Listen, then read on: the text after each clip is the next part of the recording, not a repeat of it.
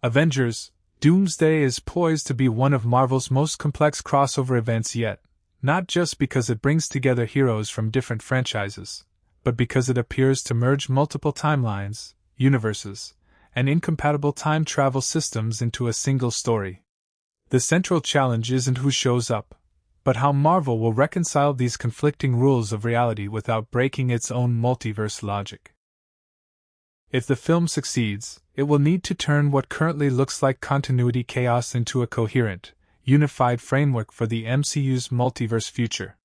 1. Which X-Men timeline are we actually seeing? One of the biggest questions is where the returning Fox X-Men actually come from. X-Men, Days of Future Past creates a major complication because Wolverine's consciousness travels back to 1973 and changes history. The movie presents this as a rewriting of the existing timeline. Wolverine wakes up in 2023 and discovers that characters who previously died, including Jean Grey and Cyclops, are alive. It does not present this as an Endgame-style branch that simply continues alongside the original future. That creates an important question for Doomsday. Are these X-Men from the rewritten post-Days of Future Past reality, the original Fox continuity, or another variant altogether? The Disney Plus preparation list makes this even more interesting. Marvel has included X-Men and X2, but not Days of Future Past. That could simply mean Marvel wants audiences to know the classic characters without requiring them to understand the complicated timeline. But it could also suggest that the exact post-UFP timeline isn't necessarily the one Doomsday is using. The redesigned Sentinels add another layer. If these aren't the same Sentinels we've seen before, are they newer versions from the same reality, modified by Doom, or technology taken from another universe? 2. Why does Days of Future Past appear to use different time travel rules than Endgame? This may be the most important continuity question. Avengers Endgame establishes that going into the past doesn't simply rewrite your own history. Instead, changing events creates or affects a divergent reality. The Avengers therefore cannot travel back and erase their own present by killing someone in the past. Days of Future Past appears to work differently.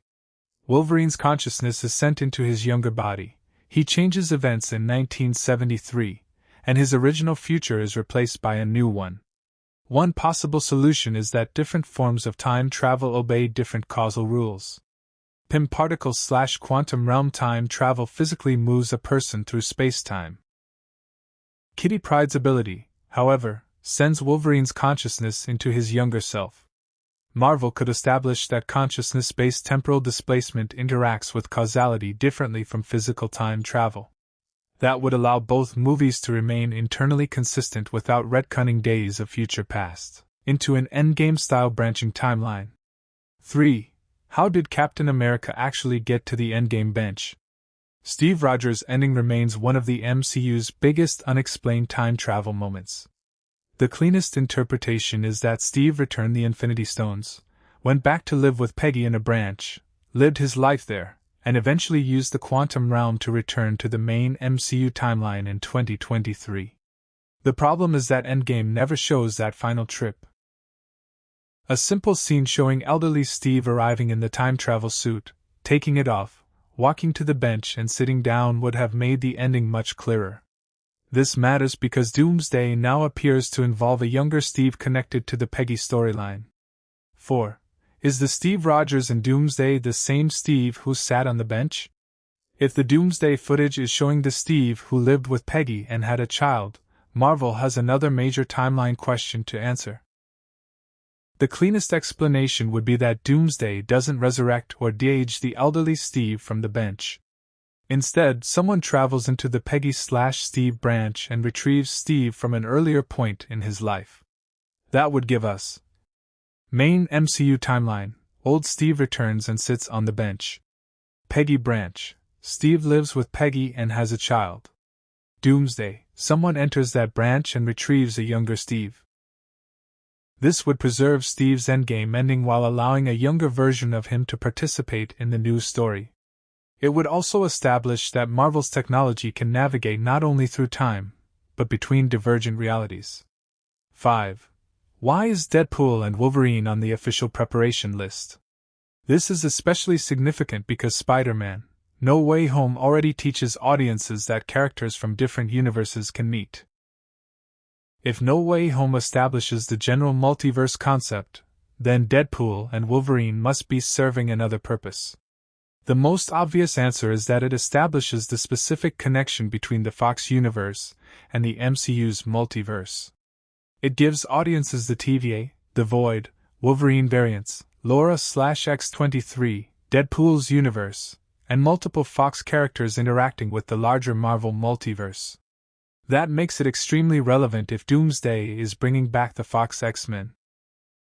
The fact that Days of Future Past is absent from the preparation list is therefore interesting. Marvel may not want audiences to focus on reconstructing the exact Fox timeline. Instead, the intended message may simply be that the classic X-Men exist in another reality, and that Deadpool and Wolverine established a way for that reality to interact with the MCU. 6. Was Gambit rescued from the Void?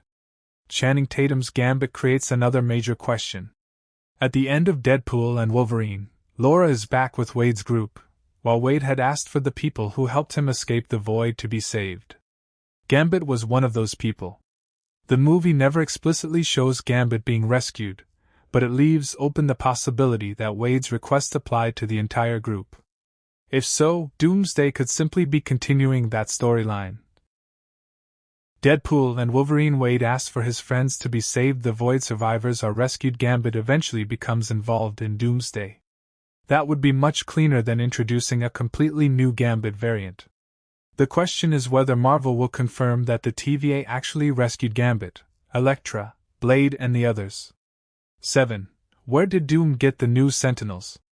The Sentinels shown in Doomsday appear visually different from the ones we're familiar with from Days of Future Past. That leaves several possibilities. They could simply be later generation Sentinels from the same X-Men reality. The technology could have evolved dramatically over the decades. Doom could also have modified existing Sentinel technology, explaining their new appearance and capabilities. The most interesting possibility is that Doom acquired them from another mutant reality. If that's true, the Sentinels could be evidence that Doom isn't simply accessing one X-Men universe. He could be gathering weapons, people and technology from multiple realities. 8. What actually causes the incursion? An incursion could provide the mechanism that brings these separate realities together. The MCU has established that incursions involve realities coming into destructive contact with each other. Importantly, simply traveling between universes doesn't necessarily cause an incursion. Dangerous interference between realities can destabilize them. That gives Doom a potentially perfect role.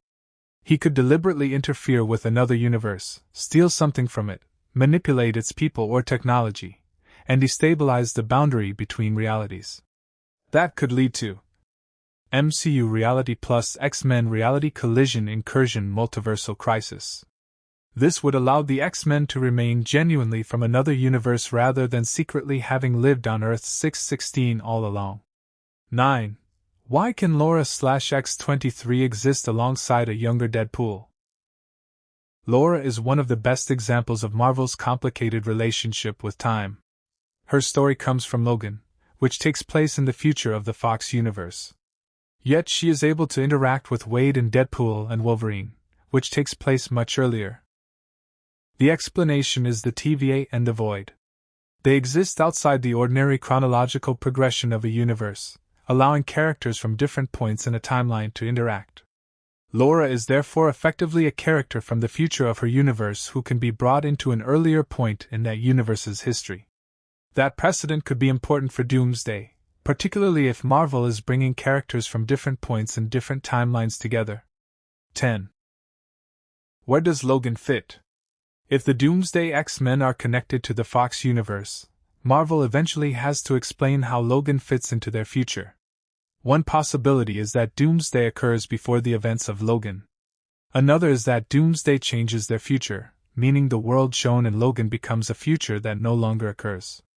A third possibility is that Logan represents one particular future or branch of the larger Fox reality. Marvel doesn't necessarily need to erase Logan. It could establish that the multiversal events of Doomsday alter what happens afterward. 11. Why are the X-Men and MCU heroes being brought together in the first place? This may ultimately be the biggest story question. Marvel could simply have the characters meet because Doom needs them for his plans. But if the movie is building towards Secret Wars, there could be a much larger purpose. The X-Men, Avengers and Fantastic Four could all represent different realities that are being destroyed or compressed by a multiversal catastrophe. Doom could exploit that catastrophe, potentially attempting to create a new reality from the remains of multiple universes. If that happens, Doomsday wouldn't just be a crossover. It would be the process of dismantling the old multiverse. The biggest question of all. All of these mysteries ultimately lead to one question. Is Marvel trying to merge these universes permanently, or is Doomsday only bringing them together temporarily? If the answer is temporary, the X-Men can remain residents of their own reality. An incursion can bring them into contact with the MCU without changing their original histories. If the answer is permanent, Marvel could use Doomsday and Secret Wars to reconstruct reality entirely. That would give Marvel an opportunity to create a new MCU reality where mutants, Avengers and the Fantastic Four can all exist together naturally, without pretending the Fox X-Men were secretly part of the MCU's history from the beginning. The most important questions heading into Avengers, Doomsday aren't simply who is returning. We already know that Marvel is bringing back an extraordinary number of legacy characters. The much bigger questions are which versions of these characters we're actually seeing, where they came from, and what rules allow them to coexist. The X-Men timeline is uncertain. Days of Future Past and Endgame appear to use different approaches to causality. Steve Rogers' final trip through time was never shown. Gambit's fate after the Void remains unresolved. The origin of Doom's Sentinels is unknown. And the exact mechanism that brings the X-Men and MCU together could determine the entire direction of the story. If Marvel can answer those questions coherently, then the apparent contradictions could actually become the foundation of the story. The most satisfying explanation would be that different realities genuinely have different histories and potentially different forms of temporal mechanics, while the multiverse provides the framework that allows them to collide. Doom then exploits that collision, creating the crisis that forces characters who were never supposed to coexist into the same war. That would make Doomsday more than a collection of cameos. It would make the contradictions we've been noticing. Days of Future Past, Endgame, the TVA, Logan, Gambit, Steve and the Sentinels, pieces of the same larger mystery.